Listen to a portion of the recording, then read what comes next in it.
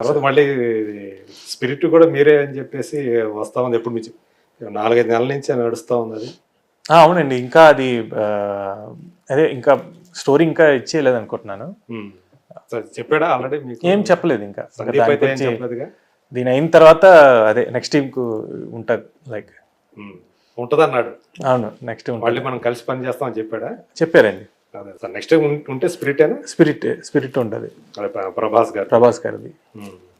So ఆయన ఇప్పుడు కల్కి సలారు మారుతి డైరెక్షన్ లో ఒకటి, తర్వాత అది కల్కి ఉంది. అవునండి, తెలియదు నాకు నెక్స్ట్ ఏ ఫిల్మ్స్ తెలియదు. ఆల్రెడీ ఇదైతే సలార్ అయితే రిలీజ్ కదా 22nd. అదే కొద్ది బ్రేక్ తీసుకొని దాని మీద కూర్చుంటానని చెప్పారు. ఇమీడియట్ ప్రాజెక్ట్ అయితే సందీప్ స్పిరిట్ కదా. అవునండి. సేమ్ దానికి కూడా ఓన్లీ బిజీ ఏమైనా ఉంటుందా, లేకపోతే మ్యూజిక్ కూడా ఏమైనా ఉండే అవకాశాలు ఉంటాయి? తెలియదు, ఐడియా అది సందీప్ గారి ఆయన థాట్ ఆలోచన. ఆయన కథ ప్రకారం వెళ్తారు యాక్చువల్లీ. సో ఎలాగా ఏంటి పాయింట్ అయితే ఏమన్నా ఐడియా ఉందా? చెప్పడా మీతో? ఏమి అసలు నాకు చెప్పక్కర్లేదు. నాకు ఏం దాని గురించి ఏమి రివీల్ చేయలే. ఓకే, అది మంచి స్టోరీ రామి, నేను చెప్తాను వచ్చి అని చెప్పారు. నరేట్ ఇస్తాను, ఇంకా చేయాలేమో, ఇంకా రైటింగ్ ఉంది దానికి. మేబీ కంప్లీట్ అవగానే వస్తానని చెప్పారు. అంటే లిస్ట్ అయితే వస్తా ఉంది సందీప్. అది ఎంతవరకు నిజం అనేది మీలాంటి వాళ్ళకే తెలియాలి, ఆయనకు క్లోజ్ గా ఉండే వాళ్ళకి. స్పిరిట్, దాని తర్వాత అల్లు అర్జున్ తోటి, ఆ తర్వాత మహేష్ బాబు తోటి అని అది తెలియదు. బట్ అల్లు అర్జున్ గారిది ఉంది యాక్చువల్లీ. అవునా? నెక్స్ట్ స్పిరిట్ తర్వాత అది అందరికి తెలుసు, నేను చెప్పక్కర్లేదు. ఆ తర్వాత ఇంకా ఇంకా లైనప్ ఏదో డెవిల్ అనేది చెప్పాను. యాక్చువల్గా ఇది కాదు, మహేష్ కి చెప్పింది డెవిల్ అనేది అని అన్నారు. కొంతమంది నమ్ముతున్నారు, కొంతమంది నమ్మట్లేదు. తెలియదు, అది నాకు కూడా తెలియదు. అది ఏం కథ ఏంటనేది. యానిమల్ ని యాక్చువల్గా మహేష్ చేయాల్సింది, మహేష్ కాదనేటప్పటికి రణబీర్ తో చేశారని వస్తుంది కదా. తను చెప్పినా నేను ఇది కాదు, అవునండి నేను చెప్పింది తను చెప్పినా కొంతమంది నమ్ముతున్నారు, కొంతమంది నమ్మట్లేదు. అవును, బట్ తెలియదు, మాకే తెలియదు. తెలిస్తే తెలుసుకోవాలని మేము కూడా చేసుకున్నాం. ఓ ఇదా అని. ఇప్పుడు ఇది డెవిల్ కాకుండా ఇంకేమైనా సైన్ చేశారు, ఏమన్నా ఉన్నాయా? ఇంకా లేదండి, జస్ట్ విన్నాను స్టోరీ, ఇంకా ఏం సైన్ చేయలేదు. ఓకే. సో నెక్స్ట్ ఆల్రెడీ చేసింది ఉన్నాయి ఒక 2 ఫిలిమ్స్. రాజు యాదవ్ గెటప్ సీన్ గారి, అది అప్పుడు కమిటీ, అది 4 years అవుతుంది. అది అంత డీల్ అయింది అది అంటే డ్యూ టు ఈ కరోనా ఇది వల్ల కొద్దిగా పాస్ అయ్యి, కరోనా ముందు స్టార్ట్ చేసి ఒక బ్రేక్ వచ్చి మళ్ళీ అది ఇచ్చేయడం ఒక టైం పట్టింది. కమిట్మెంట్స్ బిజీ ఇది వల్ల మెల్లింగ్ తర్వాత ఒక ఇది అయిపోయి, అది బిజీ డేట్స్ వల్ల తెలియదు దానికి ఇష్యూ ఏంటో. బట్ డన్ అయితే ఫిల్మ్ అయితే మొత్తం కంప్లీట్ అయింది. ఇంకా స్కోర్ చేయాలి దానికి. అవునా? ఇప్పుడు నెక్స్ట్ దీని తర్వాత అది ఒక స్కోర్ ఉంది. డెవిల్ తర్వాత రాజు యాదవ్ ఉంది. ఇంకా రిలీజ్ అయ్యే సినిమా ద 100 అని ఒకటి ఉంది. ద 100 అవన్నీ తెలుగుదే అండి. ఓకే. అది మన ఈ బ్రేక్, ఈ కరోనా ఈ టైప్ పీరియడ్ లో చేసిన ఫిలిం అది కూడా. సో అది సిరీస్ కూడా ఏమైనా చేస్తున్నారా? ఏం లేదు, సిరీస్ ఏం చేయలేదు. అది రిలీజ్ ఉంది. రాఘవ్ ఓంకార్ అని డైరెక్టర్ది, శశిధర్ అంటారు, 100 డైరెక్టర్. అది చాలా బాగా వచ్చింది. సాగర్ హీరో. ఓకే. సో అది రెడీ అయిపోయింది, రిలీజ్ అవ్వాలి అది ఆ ఫిలిం.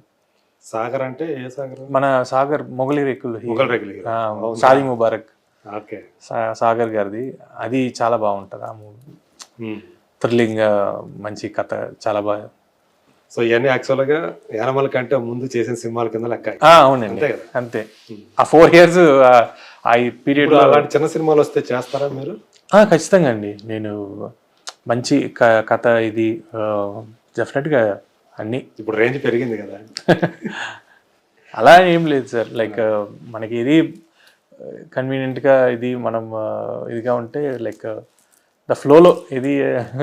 ఇప్పుడు అర్జున్ రెడ్డి కాలం, ఎందుకంటే వాళ్ళు మన బేస్ చేసి మన నమ్మి వస్తున్నారు కదా సార్ డైరెక్టర్ అనే.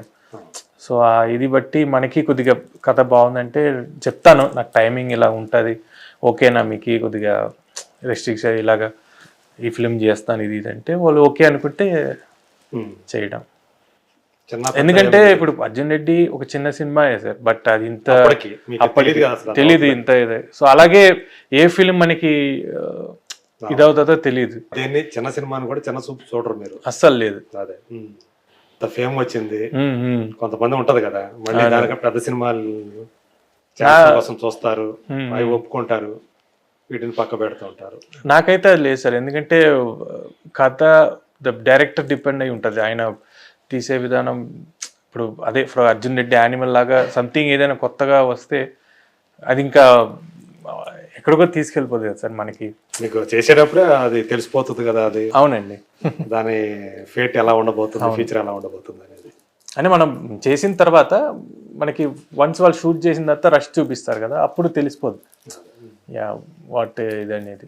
అంతదాకా మనకి తెలియదు యాక్చువల్లీ, సీన్స్ ఇది ఉంటుంది అప్పుడు మనకి తెలుసు. ఎవరైనా సరే, ఎవరికైనా ఇప్పుడు మ్యూజిక్ డైరెక్టర్కి ఎవరికైనా సరే ఆ టైంలో తెలుస్తుంది. లైక్ దాని ముందు వరకు లైక్ సీన్స్ షార్ట్స్ అని చెప్తారు, బట్ కంప్లీట్ చూసేటప్పుడు అర్థమవుతుంది. తెలుగు మ్యూజిక్ డైరెక్టర్స్ ఇప్పుడు ఉన్న వాళ్ళు ఎవరన్నా మీకు కొంచెం సన్నిహితంగా ఉన్న వాళ్ళు ఎవరన్నా ఉన్నారా?